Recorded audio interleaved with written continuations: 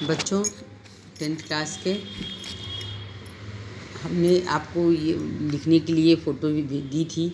उम्मीद करती हूँ कि आप लोगों ने लिख लिया होगा। अब इस पाठ को हम समझाएंगे, तो आप लोग पाठ को खोल लीजिए और ध्यान से सुनिए। पाठ का नाम है संसाधन और विकास। जैसा कि संसाधन आपको 6, 7, 8, 9 में भी पढ़ाया गया है और अभी भी पढ़ रहे हैं। तो पहली लाइन है, पढ़ समझते हैं कि संसाधन क्या है। हमारे पर्यावरण में उपलब्ध प्रत्येक वस्तु जो हमारी आवश्यकताओं को पूरा करने में प्रयुक्त की जा सकती है और जिनको बनाने के लिए प्रौद्योगिकी उपलब्ध है और जो आर्थिक रूप से संभाव्य और सांस्कृतिक रूप से मान्य हैं, एक संसाधन है। हमारे पर्यावरण और संस्थाओं के परस्पर अंतर संबंध में निहित है। मानव प्रौद्योगिकी द्वारा प्रकृति के साथ क्रिया करते हैं और अपने आर्थिक विकास की गति को तेज करने के लिए संस्थाओं का निर्माण करता है। अब समझिए, देखिए इसमें क्या रहा है। हमारे पर्यावरण में उपलब्ध प्रत्येक वस्तु जो हमारी आवश्यकताओं को पूरा करने में प्रयुक्त की जा सकती है। हमारा पर्यावरण है, जैसे कि मालूम है कि हम लोग पृथ्वी पे रहते हैं। पृथ्वी पर कितने हैं, और पृथ्वी के चारों तरफ जो आवरण है उसको हम लोग पर्यावरण कहते हैं। पृथ्वी पर जलमंडल, स्थलमंडल, वायुमंडल है। सभी मंडलों को कई पृथ्वी का और जीवमंडल 4 मंडल हैं इसके हैं। और ये पर्यावरण में उपलब्ध प्रत्येक वस्तु जो हमारी आवश्यकताओं को पूरा करने में प्रयुक्त की जा सकती है, जिनको बनाने के लिए प्रौद्योगिकी उपलब्ध है। देखिए, कोई भी चीज़ पर्यावरण में जैसे उपलब्ध है, तो हमें कुछ ऐसे समझिए कि हमें जीवमंडल में जैसे वन है तो पेड़ पौधे, हमें पेड़ पौधों से हरियाली है, हवा मिलती है, हम ऑक्सीजन लेते हैं। लेकिन हमें कुर्सी टेबल की ज़रूरत है, तो डायरेक्ट पेड़ से हमें कुर्सी टेबल नहीं मिलता है। कुर्सी टेबल बनाने के लिए हमें उसमें प्रौद्योगिकी का प्रयोग यानी टेक्नोलॉजी का प्रयोग करना पड़ता है। उसे काटना पड़ता है, उसको छीलना पड़ता है, फिर उसको डंडे हत्थे बना करके हम अपने लिए कुर्सी टेबल बनाते हैं। जो आर्थिक रूप से क्रिया हुई और सांस्कृतिक रूप से माने, ये संसाधन है। और हमारे पर्यावरण रूपांतरण की प्रक्रिया जो चलती रहती है, और इन जो पर्यावरण में उपलब्ध वस्तुएं हैं, इनकी रूपांतरण की क्रिया होती है, प्रौद्योगिकी और संस्थाओं के परस्पर अंतर संबंध में निहित है। जैसे कोई भी चीज़, मानव निर्मित जितनी भी चीज़ें हैं, वो कहीं न कहीं प्रकृति पर आधारित होती हैं और प्रकृति के साथ ही हम क्रिया करते हैं और क्रिया करके हम उसको अपने अनुकूल, अपनी सुख सुविधा के अनुकूल बनाते हैं, और जिससे आर्थिक विकास की गति तेज होती है। और ये सब काम संस्थाओं के निर्माण द्वारा होता है। जैसे पानी से बिजली बनाने का काम बिजली विभाग करता है, गैस निकालने का काम ONGC करती है। तो ये सब क्या है, गैस है, प्राकृतिक है, और जिस क्रिया से निकाली जा रही है वो टेक्नोलॉजी है। जो संस्था उसको निकाल रही है, जो विभाग उसे निकालता है, उसे हम संस्था कहते हैं। तो आपको इतनी बात समझ में आ गई होगी कि प्रकृति से प्रदत्त, इसको आम साधारण भाषा में ऐसे समझ लीजिए, प्रकृति में जो भी चीज़ें हैं, जो भी प्रकृति ने दिया है, उनको हम टेक्नोलॉजी के माध्यम से और संस्थाओं के माध्यम से क्रिया करके, टेक्नोलॉजी के माध्यम से उसके साथ क्रिया करते हैं और संस्थाएं भी लगी होती हैं। तो उसके बाद हम जो भी इंसान अपनी सुख सुविधा के लिए जो चीज़ें बनाता है, उसको हम संसाधन कहते हैं। अब देखिए, संसाधन कितने प्रकार के होते हैं। संसाधन है उत्पत्ति के आधार पर, यह 2 प्रकार का होता है, जैव संसाधन और अजैव संसाधन। पहले हम जैव संसाधन के बारे में जानेंगे। इन संसाधनों की प्राप्ति जीवमंडल से होती है, इनमें जीवन व्याप्त होता है। ये संसाधन की प्राप्ति क्या होती है, जीवमंडल से होती है, और इसमें जीवन व्याप्त होता है। जैसे मनुष्य, वनस्पति, प्राणी, मत्स्य, पशुधन आदि। जैसे मनुष्य है, वनस्पति है, प्राणी है, मत्स्य है, पशुधन है, ये सब की प्राप्ति जैवमंडल से होती है।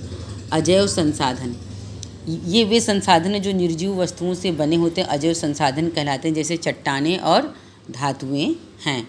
चट्टान हैं और धातुएं, जैसे पहाड़ हैं, जैसे हमको संगमरमर, चूना पत्थर, ये सब जो मिलता है, ये सब निर्जीव हैं।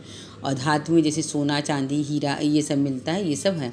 समाप्तिया के आधार पर, इस आधार पर भी संसाधन 2 प्रकार के होते हैं। नवीकरणीय योग्य से, वे संसाधन जिन्हें भौतिक या रासायनिक प्रक्रियाओं द्वारा यंत्रों द्वारा दोबारा बनाया जा सकता है उन्हें नवीनीकरण साधन, जैसे पवन ऊर्जा, सौर ऊर्जा, जल ऊर्जा इत्यादि। देखिए नवीकरण योग्य संसाधन वे संसाधन जिन्हें भौतिक या रासायनिक प्रक्रियाओं द्वारा या यंत्रों द्वारा दोबारा बनाया जा सकता है या बार बार प्रयोग लाया जा सकता है, उसे हम नवीकरणीय योग्य संसाधन कहते हैं। जैसे पवन ऊर्जा हवा चलती रहती है, हमें बिजली बनती रहती है। सौर ऊर्जा सूर्य के प्रकाश से बनता है। जल ऊर्जा से बिजली बनती है, उसके बाद जो जल से सिंचाई हो जाती है, इसको हम नवीकरणीय योग्य संसाधन कहते हैं। अब है अनवीकरणीय संसाधन। इन संसाधनों का विकास एक लंबे भूवैज्ञानिक अंतराल में होता है। खनिज और जीवाश्म ईंधन इसी प्रकार इसके संसाधनों के उदाहरण हैं। इनके बनने में लाखों वर्ष लग जाते हैं। इनमें से कुछ संसाधन जैसे धातुएं पुनः चक्रीय होती हैं, कुछ संसाधन जैसे जीवाश्म ईंधन अचक्रीय हैं, एक बार प्रयोग करने के साथ ही समाप्त हो जाते हैं। देखिए अनवीकरणीय जो संसाधन है इनका विकास लंबे भूवैज्ञानिक अंतराल में होता है। जो पृथ्वी पर जैसे भूकंप है, ज्वालामुखी है, ये सब जो क्रियाएं होती रहती हैं उसमें पृथ्वी में उथल पुथल होती है, नीचे ऊपर होती रहती है। इनमें दोनों से जीवाश्म ईंधन में खनिज और जीवाश्म ईंधन का निर्माण होता है। इनके बनने में लाखों समय लग जाता है। इनमें से कुछ धातुएं पुनः चक्रीय होती हैं। जैसे धातु भी हमें मिलती हैं, जमीन पृथ्वी से ही मिलती हैं, लेकिन लोहा है, तांबा है, कॉपर है या कोई भी धातु है जिसका हम एक बार यूज़ करते हैं, जैसे वो ख़राब हो जाते हैं तो फिर हम उसको रिसाइकल के द्वारा पुनः चक्री द्वारा फिर पुनः हम लोहे को लोहा बना लेते हैं, एल्युमिनियम से एल्युमिनियम बना लेते हैं। ये इनका पुनर्चक्रण चलता रहता है। आपने देखा भी होगा कि हम जैसे घर में छोटा सा उदाहरण समझ लीजिए, कुकर है, प्रेशर कुकर हम लोग का ख़राब हो जाता है तो जब नहीं यूज़ करने लायक होता है तो ले जाते हैं, तो 100-150 रुपये जो भी कुछ पैसे में हमको दे के नया कुकर में हमको माइनस नया कुकर ले आते हैं।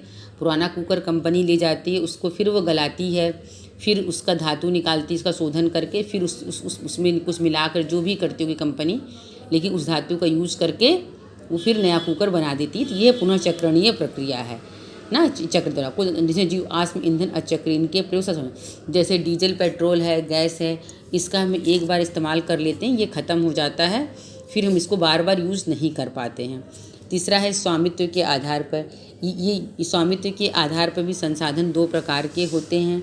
जैसे व्यक्तिगत संसाधन, ये निजी व्यक्तियों के स्वामित्व में होते हैं। बहुत से किसानों के पास सरकार द्वारा दी गई भूमि होती है, बदले में लगान चुकाते हैं। शहरों के लोग भूमि, घर व अन्य प्रकार की संपत्ति के मालिक होते हैं।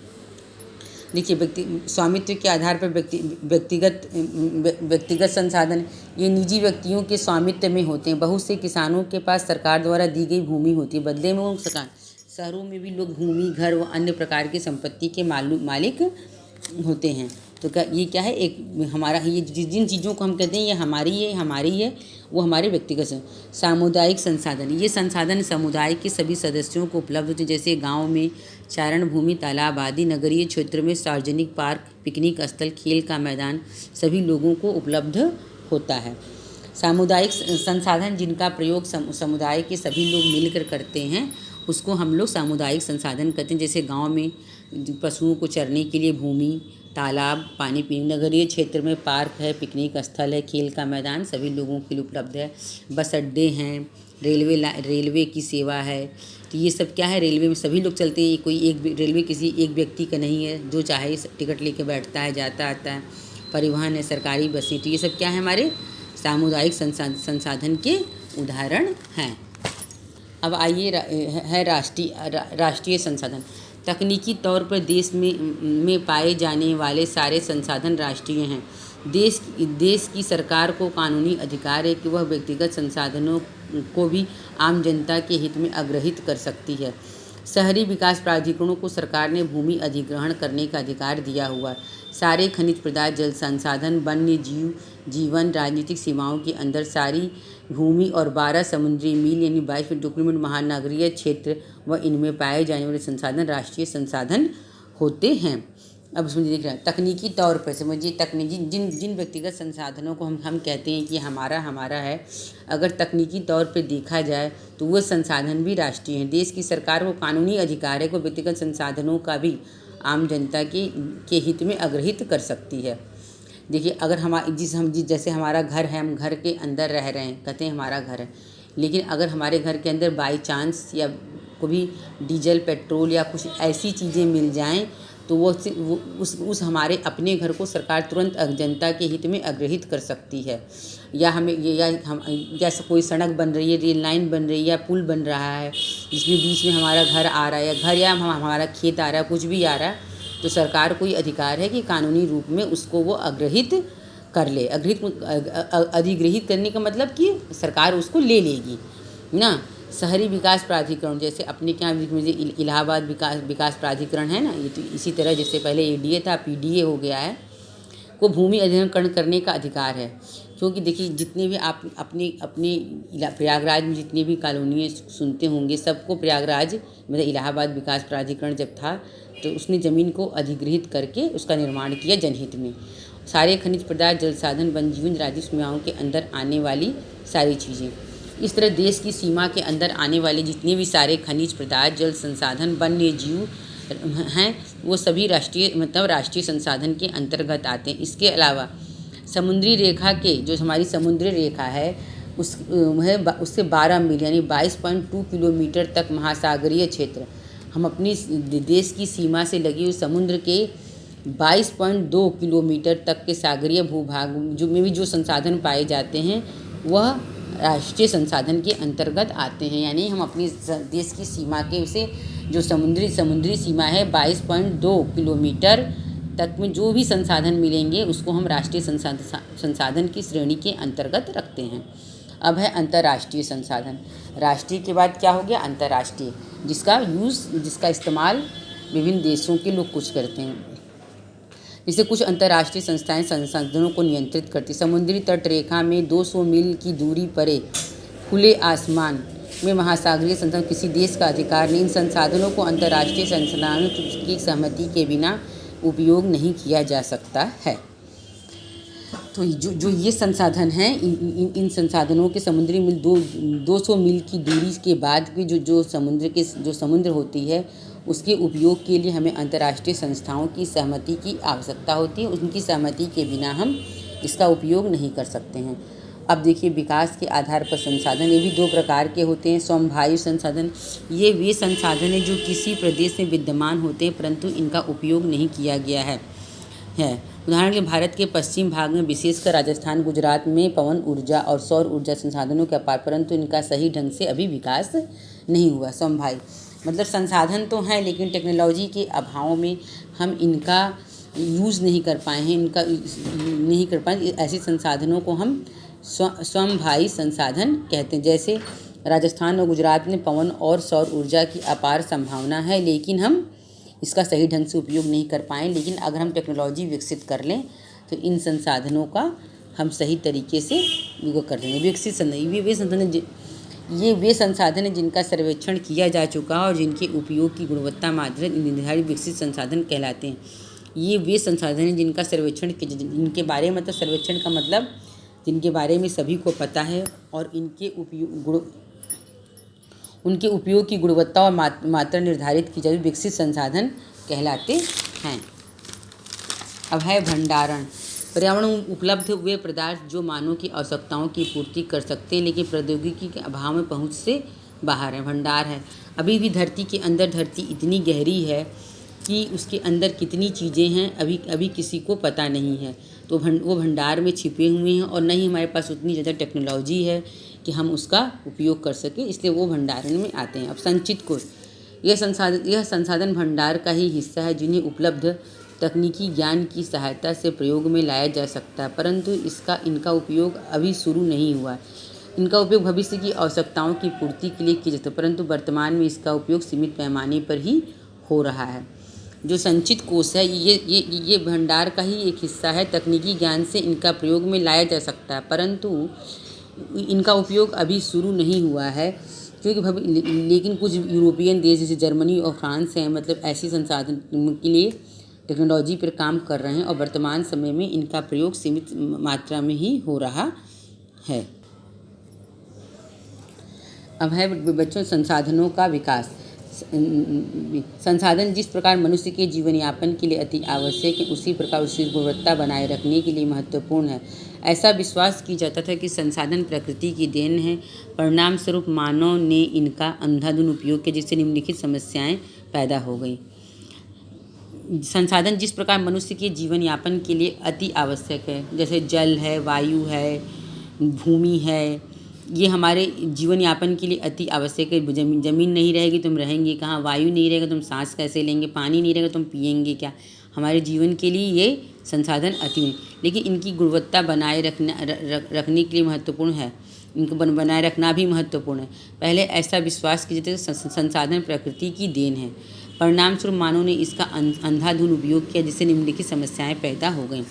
कुछ व्यक्तियों की लालच व संसाधनों की हानि हुई, दुरुपयोग से संसाधनों को, जिससे हमारे पर्यावरण को बहुत ज़्यादा नुकसान पहुंचा। संसाधन समाज में कुछ लोगों के हाथ में आ गए, जिससे समाज दो हिस्सों में बट गया, साधन संपन्न और साधन विहीन। जो साधन थे वो समाज के कुछ लोगों के हिस्से में आ गए, जिससे समाज दो हिस्सों में बट गया, संसाधन संपन्न और संसाधन विहीन। अब इसी से मुझे अभी गर्मी आपकी शुरू हुई। जिन लोगों के पास सुविधा की चीज़ें संसाधन है, वो पानी के लिए अपने घर में बोरिंग है, समरसेबुल लगा ले रहे हैं। लेकिन अभी भी अखबारों में आप देखिएगा तो कुछ फ़ोटो आपको ऐसी दिखेगी जिसमें महिलाएं मटका में ऊपर पानी रख करके दूर दूर से किलोमीटर से पानी लाती हैं। तो क्या हो गए, संसाधनहीन हो गए। और जो लोग अपने घर में समरसेबुल, बोरिंग, मोटर आदि पानी के लिए व्यवस्था कर लिए, वो क्या हो गए, संसाधन संपन्न हो गए। इसी समाज में क्या हो गया, एक अमीर एक गरीब हो गए। मतलब जो सुविधा संपन्न था उन्होंने संसाधनों का मिसयूज़ किया, जो जिनके पास सुविधा नहीं थी वो बेचारे उसी हालत में रह गए है। संसाधनों के अंधाधुंध उपयोग शोषण से वैश्विक परिस्थितियों में संकट पैदा हो गए, जैसे ओजोन परत में क्षेत्र और पर्यावरण प्रदूषण आदि। संसाधनों के अंधाधुंध प्रयोग से वैश्विक परिस्थितियों, विश्व के परिस्थितियों में भी संकट पैदा हो गया है। जैसे ओजोन परत, आपने सुनता है ओजोन दिवस भी मनाया जाता है। ओजोन में छिद्र हो गया, पर्यावरण प्रदूषण। मानव जीवन की गुणवत्ता और विश्व शांति बनाए रखने के लिए आवश्यक हो गया है कि संसाधनों का न्यायसंगत बंटवारा हो।